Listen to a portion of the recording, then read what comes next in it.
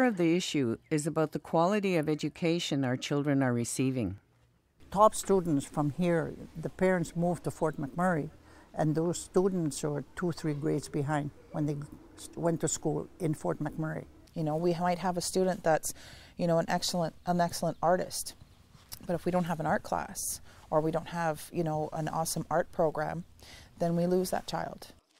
Parents are sending their children off to public school system because of the access to the swimming pools, to the recreation programs, to the, you know, quality libraries that are in those communities. All of those are relevant to education. And it doesn't matter where you come from. You want to be part of that. You want to be part of a team. And I can't offer those here. They lose interest quite fast because it's not bringing out something that that particular student has, you know, is good at something. And so we can't foster some of those talents that some of our students have because, you know, we're so limited on the programming and the resources. You know, the kids are not getting all the same experiences as, you know, a school like that's part of the province, a provincial school, or that's in the city or close to the city.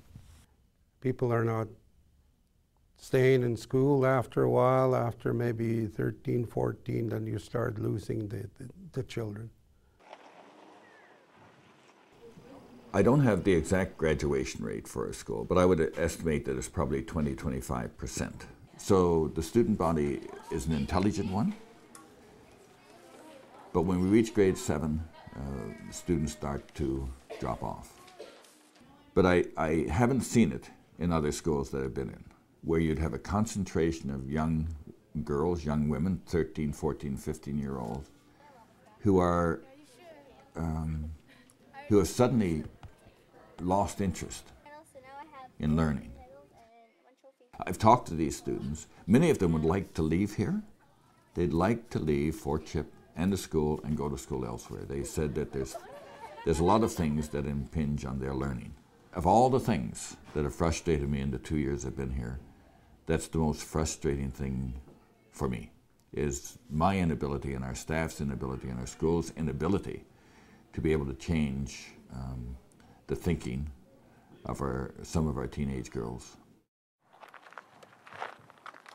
First Nations operated schools, while funded federally, are just that, run by the First Nation.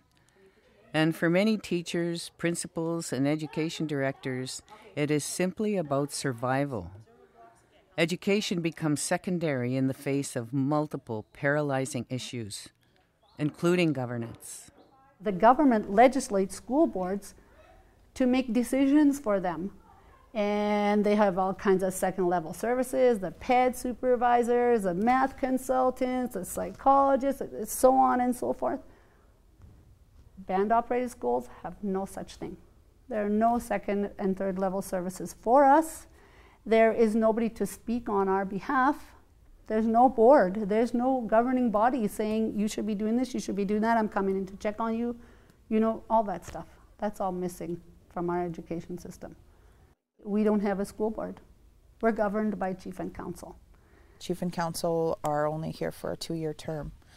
So if there's anything in the school that to us seems to be working, or to the community, they really like it, and you know, we have new chief and council come in, sometimes there's some pieces that start getting pulled out. All of her oral reading testing? Because we have no governing body that says these are the decisions you need to make. What we do here is we bring that forward to our staff at our staff meetings, and we decide together as a group. But let's say another band-operated school, the principal doesn't care about the kids in that school, director doesn't care what the principal is doing, who's looking after them? Nobody.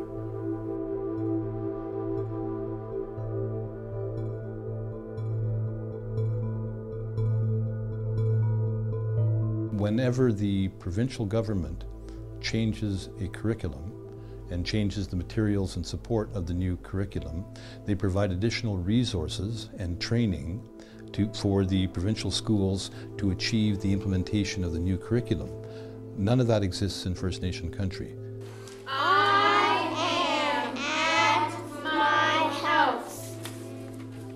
Balanced Literacy was a new program that came out.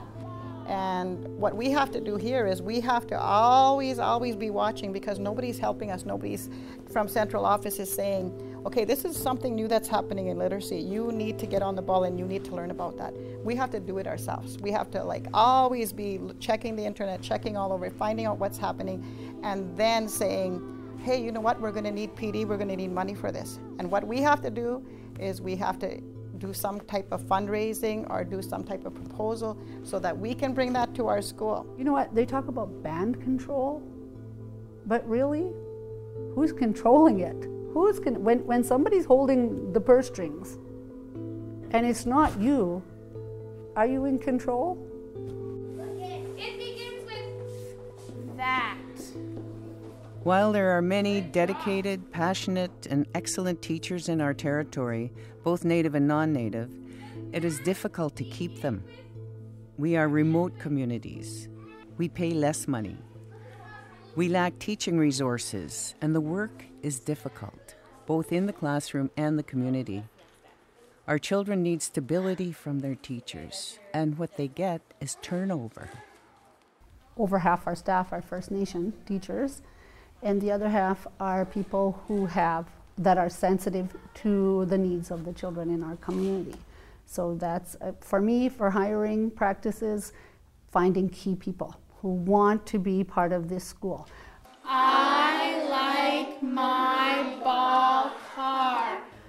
You know what a big concern of mine personally is that the band schools don't follow, and I know it comes down to money really, they don't follow the Alberta grid for teacher salaries. That's a big drawback to coming to a band school. And where I am and where I would be at a public school, there's a significant $8,000–9,000 difference there.